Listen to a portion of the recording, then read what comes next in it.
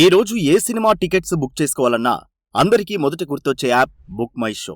కానీ ఈ యాప్ వెనుక ఎవరున్నారనేది చాలా తక్కువ మందికి తెలుసు. అయితే అసలు ఈ బుక్ మై షో వెనుక ఎవరున్నారు? ఈ యాప్ ఎలా ప్రారంభమైంది?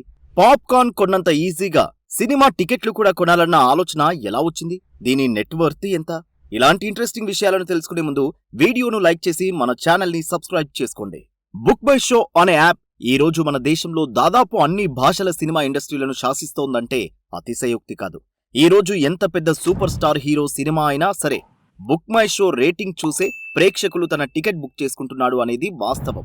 మెట్రో నగరాల నుంచి మున్సిపాలిటీల వరకు విస్తరించి ఉన్న థియేటర్లలో ఈ బుక్ మై షో యాప్ తన కార్యకలాపాలను విస్తరించింది. అంతటితో ఆగిందా? అటు ఈవెంట్స్ విషయంలో కూడా బుక్ మై షో దూకుడుగా వెళ్తుంది. అలాంటి బుక్ మై షో వెనుక ఉన్నది ఒక చిన్న మధ్యతరగతి కుటుంబం నుంచి వచ్చిన ఆశీష్. అతని జీవితంలో బుక్ మై షో అనేది ఒక అద్భుతమనే చెప్పాలి. ఆశీష్ 1975 సంవత్సరం ముంబైలో జన్మించాడు.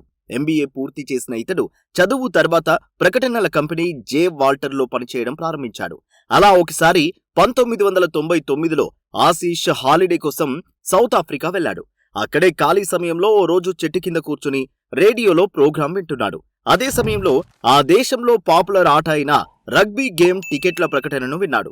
అప్పుడే అతని మెదడులో ఒక చురుకైన ఆలోచన వచ్చింది. అసలు ఇలాంటి టికెట్ల వ్యాపారం సినిమా రంగంలో ప్రవేశపెడితే ఎలా ఉంటుందనే ఆలోచన అతని మెదడులో మెరిసింది.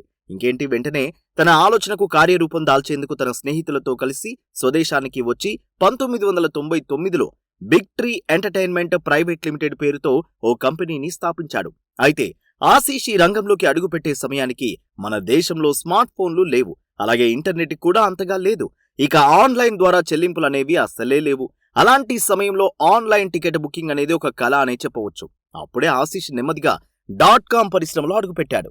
2002 సంవత్సరంలో ఈ .com పరిశ్రమ క్రాష్ అయింది. దీంతో అతను పెట్టిన కంపెనీ కూడా నష్టాల్లోకి జారుకుంది. ఫలితంగా తాను ప్రారంభించిన టికెటింగ్ వ్యాపారం క్రమంగా గ్యారేజ్కి వెళ్లాల్సిన పరిస్థితి ఏర్పడింది.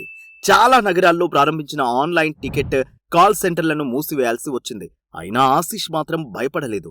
ఎప్పటికైనా తన బిజినెస్ సక్సెస్ అవుతుందని 100% నమ్మాడు. అయితే అనూహ్యంగా 2006 సంవత్సరంలో నెట్ బ్యాంకింగ్ ప్రారంభమైంది. అలాగే దేశంలో మల్టీప్లెక్స్ల సంఖ్య కూడా పెరగడం ప్రారంభించింది. దీంతో 2007 సంవత్సరంలో ఆశీష్ కలలకు రెక్కలు వచ్చాయి. వెంటనే తన బ్రాండ్ను బుక్ మై షోగా మార్చాడు. ఫోన్లో ఆన్లైన్ వ్యవస్థ పెరిగే కొద్దీ బుక్ మై షోకు ఆదరణ పెరిగింది. మల్టీప్లెక్స్ల్లో సినిమా టికెట్ బుక్ చేసుకోవాలంటే వారికి ఏకైక ఆప్షన్గా బుక్ మై షో మిగిలింది. ఫలితంగా 2011వ సంవత్సరానికి కంపెనీ దాదాపు 16 కోట్ల రూపాయల ఆదాయాన్ని సాధించింది. ఇక అక్కడి నుంచి వెనక్కి చూసుకోలేదు. ప్రస్తుతం బుక్ మై షో కంపెనీ విలువ దాదాపు 7,500 కోట్లు. స్వయంగా ఆశీష్ నికర ఆస్తుల విలువ 3,000 కోట్ల రూపాయలుగా ఉంది.